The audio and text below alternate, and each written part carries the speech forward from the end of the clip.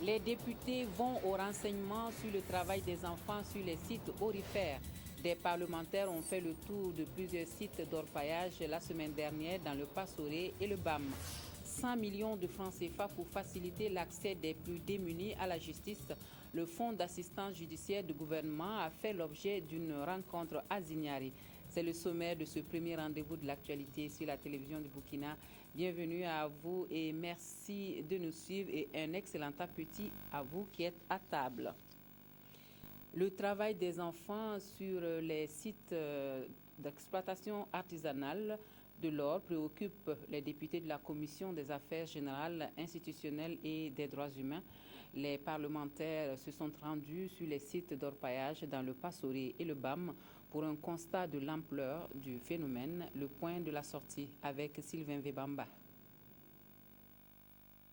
Ce sont les sites d'orpaillage de Ribou dans le Passoré et de Alga dans le BAM qui ont reçu la visite des députés de la KJDH dans le cadre de leur mission d'information sur le travail des enfants.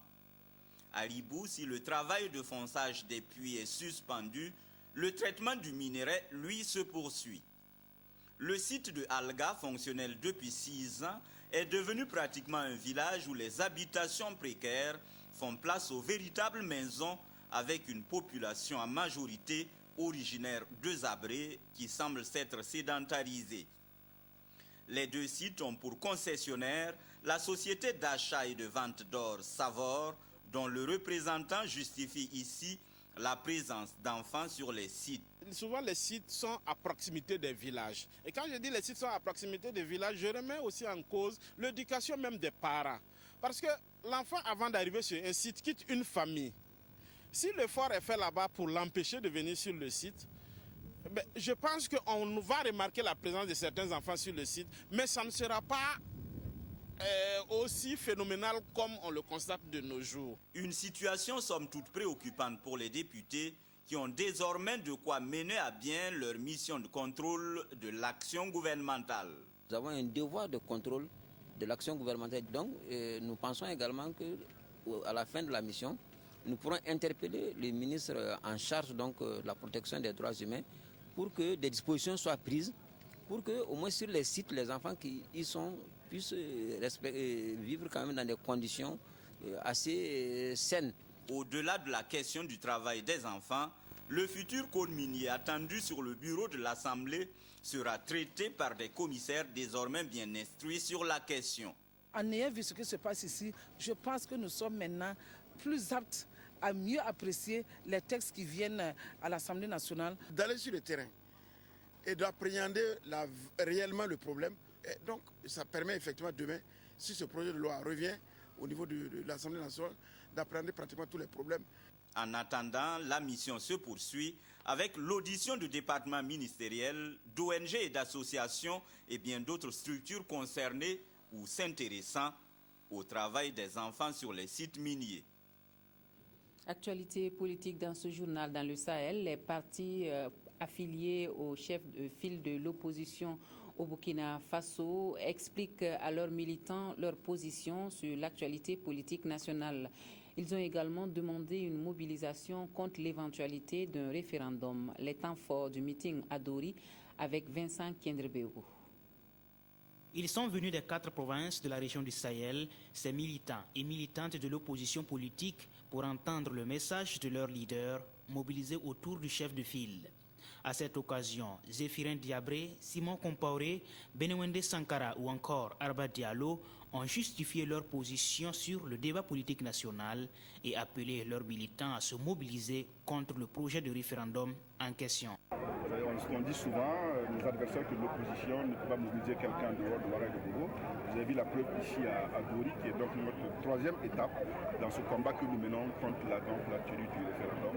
Et après Dori, il y aura d'autres régions que nous allons visiter pour continuer à sensibiliser, informer et mobiliser à la fois nos militants, nos sympathisants et l'ensemble de l'opinion sur le caractère inopportun et inutile du référendum que le CDP va organiser.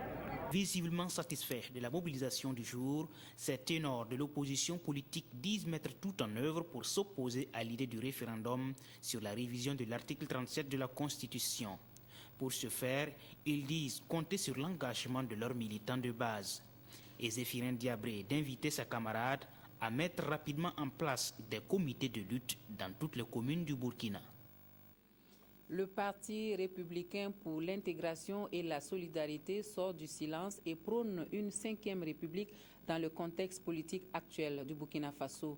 Il l'a fait savoir au cours d'un meeting le week-end dernier à Guiba. Le Parti, qui n'a actuellement pas une position tranchée sur le référendum, s'en remet à ses militants qui devraient décider lors du 20e congrès, lors du congrès du 20 juillet prochain à Ouagadougou. Oswald Gaëtan Segueda. Sous l'ombre des caïcédras d'un jour de marché à Guiba, le Parti républicain pour l'intégration et la solidarité Paris sort de son silence et lance un appel. Cet appel, dit de Guiba, va à l'endroit de toutes les composantes de la société burkinabé et prône une 5e république. Ce qui peut nous aider aujourd'hui, c'est une 5e république où tous les fils peuvent se représenter à un nouveau mandat, où les mandats, on doit verrouiller les mandats, au moins sans écarter Blaise Compaoré, puisque le problème aujourd'hui, c'est quand on veut écarter les Blaise Compaoré. Mais si on n'écarte pas Blaise Compaoré, on refait un référendum et que Blaise sache que à partir de ces 2 mandats qu'il va faire, il ne pourra plus se représenter. C'est pour cela que je voudrais que la classe politique, les syndicats, les gens, sinon, nous risquons quand même d'aller buter contre un mur. Des copies de cet appel sont adressées aux coutumiers et aux religieux afin qu'ils clarifient leur position.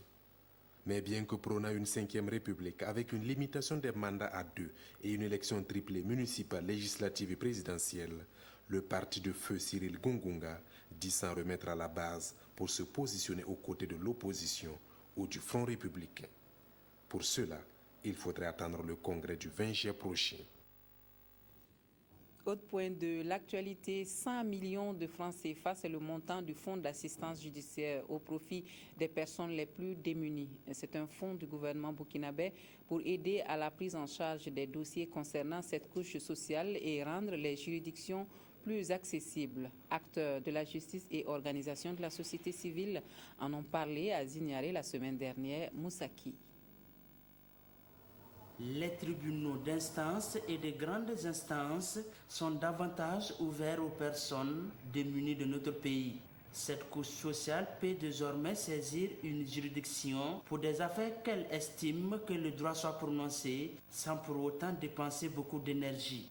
Cette accessibilité aux institutions judiciaires, c'est aussi la prise en charge des frais d'exécution des décisions grâce au fonds d'assistance judiciaire à hauteur de 100 millions de francs CFA débloqués par l'État burkinabé.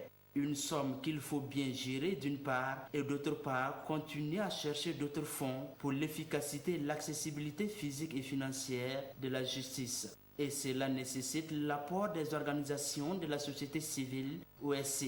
Les gestionnaires sont des partenaires privilégiés du ministère de la Justice.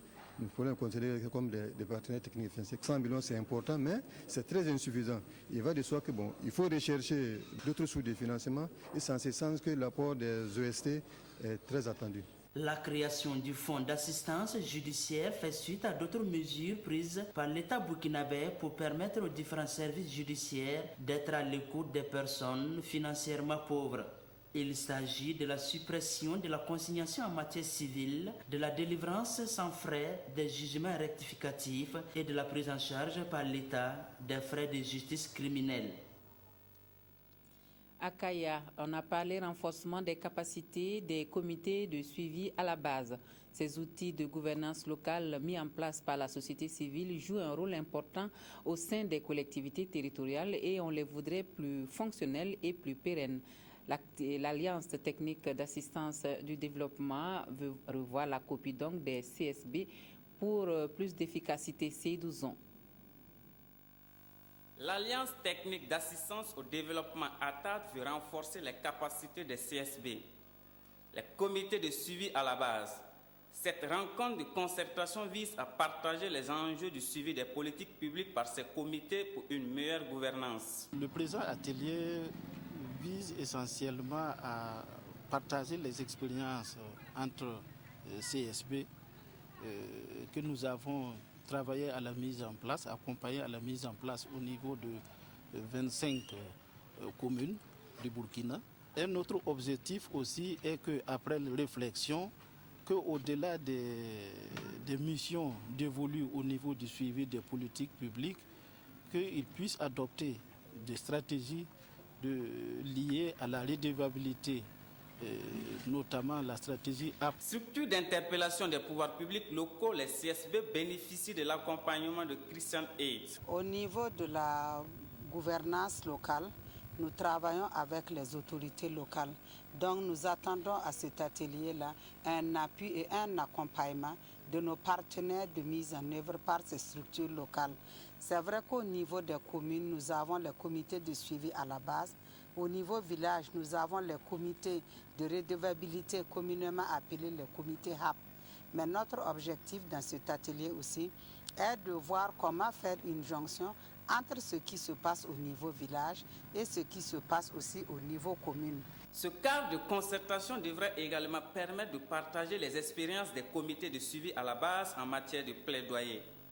Et à l'issue de cet atelier, un rapport sera élaboré en intégrant les recommandations qui seront traduites en plan d'action. Le gouvernement burkinabé, dans la dynamique des mutuelles de santé pour renforcer le système de santé au Burkina Faso, a lancé dans la boucle du Moun un projet d'extension de la couverture de ces mutuelles.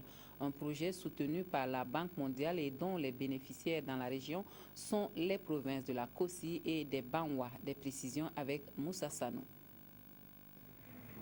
L'extension de la couverture des mutuelles de santé dans les provinces de la Kossi et des Banwa est un projet novateur. Le projet dont l'objectif principal est de faciliter financièrement l'accès des soins par les populations, notamment celles vulnérables dans ces deux provinces de la boucle du Moun, vise entre autres la mise en place de 16 mutuelles de santé, l'identification et la prise en charge des personnes indigentes avec ASMAD, ONG choisie pour exécuter le projet. Sur 3 ans, nous allons travailler d'abord à asseoir les mutuelles, renforcer leur capacité de mobilisation et de communication et collaborer étroitement avec les centres de santé pour la prise en charge des populations qui adhéreront aux mutuelles et bien sûr la prise en charge des indigents qui seront identifiés également. En lançant ce projet d'extension de la couverture des mutuelles de santé dans les provinces de la Kossi et des Banwa, ici à Dédougou en présence des autorités administratives, politiques, coutumières et religieuses, le gouvernement attend un impact positif sur la vie des populations. Mettre en place 16 mutuelles de santé contribue déjà à soulager les populations de ces zones concernées, mais nous prenons aussi appui sur ça pour pouvoir essayer de l'étendre à l'ensemble du territoire sur la base donc, des résultats que nous aurons obtenus sur la base des bonnes pratiques pour faire en sorte que l'extension pose moins de difficultés parce que nous avons déjà appris en faisant. À noter que ce projet d'extension de la couverture des mutuelles de santé s'inscrit dans le cadre de la prise en compte de l'évaluation d'impact des financements basés sur les résultats de la contribution de la mise en œuvre de la stratégie nationale de développement des mutuelles sociales et enfin de l'extension de la couverture de ces mutuelles dans la perspective de l'AMU, l'assurance maladie universelle.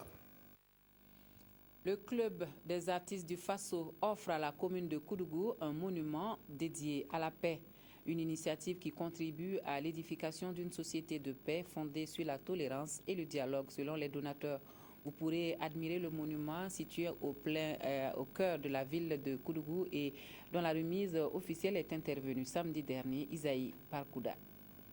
Monument de la paix, c'est ce nom que le club des artistes du Faso souhaite que les autorités municipales baptisent ce joyau. Un joyau riche de symboles véhiculant des messages de paix, de tolérance et de cohésion sociale selon les initiateurs. Et tout comme les 3 personnages tenant ensemble la calebasse, les fils et filles de Koudougou et partants du Burkina Faso doivent travailler à consolider les bases de leur vivre ensemble. Le monument, c'est un baobab coupé. Et ce baobab coupé, en Afrique, on sait que le baobab, c'est l'arbre à palabre. Et il y a les troncs d'arbres qui entourent même le tronc du baobab, bien que le baobab soit coupé. Mais si les 3 personnes plus le bébé au dos ont pu se tenir debout tout en entretenant une calebasse, ça veut dire qu'il y a eu des prédécesseurs. Il y a des gens qui se sont assis sous cet arbre-là pour dialoguer quand ça ne va pas. C'est pour dire seulement qu'il n'y a pas de meilleur héritage que la paix. Jérôme Zoma, premier responsable de la cité, a traduit sa gratitude pour ce beau cadeau offert à la commune. Il rassure que des mesures sécuritaires seront prises dans les meilleurs délais pour la préservation de cet ouvrage public. Il y a vraiment une valeur humaine que je vois donc dans l'œuvre qui nous a été offerte ce matin. Ils l'ont baptisé, donc nous allons l'entériner au conseil municipal, le monument de la paix. Quand la jeunesse est considérée et quand elle est mise là où elle doit l'être, son avenir n'est pas douteux. Je suis largement comblé parce que au-delà de l'esthétique, qui montre que c'est une œuvre bien pensée, bien réalisée, avec de belles couleurs, qui nous renvoie à nos valeurs traditionnelles de paix, mais aussi d'habillement et tout. Ce monument nous interpelle à plus d'un titre, que la paix est un processus qui se construit, qui est entretenu également. Il a suffi d'1 mois aux artistes pour mettre leur savoir au service de la commune de Koudougou, et cela dans un élan de promotion des valeurs civiques et culturelles. Ce monument qui fait aujourd'hui la fierté de la population n'est pas le dernier, car le club compte bien réaliser d'autres dans la cité du Cavalier Rouge. La paroisse de Garango rend grâce à Dieu pour les 50 ans de son église. Une grande messe d'action de grâce a été dite à cette occasion, une célébration eucharistique qui a permis d'en savoir un peu plus sur l'histoire de cette église. La fête du cinquantenaire a été une occasion de retrouvailles à Garango. Issa Ildeve Bébane. À cette fête jubilaire, la messe d'action de grâce animée à l'occasion a permis aux fidèles catholiques de s'imprégner de l'historique de cette église paroissiale de Garango. À la lecture de ce manuscrit, il ressort que le tout premier bâtiment fut construit en Banco le 13 février 1939 avec l'arrivée des premiers missionnaires blancs. Plus de 2 décennies plus tard, cette bâtisse dédiée aux martyrs de l'Ouganda voit le jour le 28 juin 1964. Son inauguration a été doublement fêtée car c'est à la même période que Théodore Gampiné fut le premier fils de Garango à être ordonné prêtre. J'ai eu la chance d'être le premier prêtre de la paroisse en 1964. Le 27 juin, j'ai été ordonné. Et c'est le lendemain de l'action de grâce qu'on a béni la première pierre de cette église. À l'ouverture de cette église, c'était vraiment pour moi une grande joie. Une grande joie. Je ne m'y attendais pas parce que d'abord j'étais musulman de coutume. Des autorités politiques, administratives ainsi que plusieurs délégations venues des grandes villes du Burkina se sont joints à leurs frères et sœurs de la paroisse de Garango pour communier dans l'allégresse. Un hommage particulier a été rendu à la mémoire des premiers dirigeants disparus de cette église, puis aux premiers baptisés qui sont toujours en vie. Chaque jour, il y a un prêtre ou une sœur qui vient vous tuer d'abord le catéchisme. Après, avant que le maître vous enseigne. Donc, jusqu'au CM1, vous connaissez tout. Et vous baptisez. Et vous donnez le baptême. C'était intéressant. Puisque la jeunesse, là, quand on était jeune, on avait l'engouement d'être baptisé. On avait la joie. Au sortir de cette messe, l'évêque a invité les croyants chrétiens à toujours œuvrer pour le rayonnement de l'Église. C'est toujours heureux de célébrer le jubilé d'une Église. Mais cela nous renvoie à notre participation à la vie de notre Église. L'Église bâtiment est une œuvre de nos anciens dans la foi. Alors pour nous aujourd'hui, jeunes ou moins jeunes, qu'allons-nous laisser pour nos enfants et futurs enfants, petits-enfants demain? Les fidèles se sont séparés avec l'espoir de rééditer la même chose, sinon faire plus pour le centenaire. Le 5e anniversaire de l'inscription du premier site de Burkina Faso sur la liste du patrimoine mondial de l'humanité détenu par l'UNESCO a été célébré à Loro-Peni. Le site des ruines de Loro-Peni offre aujourd'hui un visage encore plus attractif avec un peu plus d'infrastructures pour l'accueil et l'hébergement. On attend encore plus d'investisseurs pour valoriser ce patrimoine national. C'est en tout cas le message des responsables de la culture et du tourisme à cette fête d'anniversaire le 26 juin dernier. Sébastien Zongo. Vu d'en haut, les ruines de l'Europénie se confondent dans un environnement naturel boisé.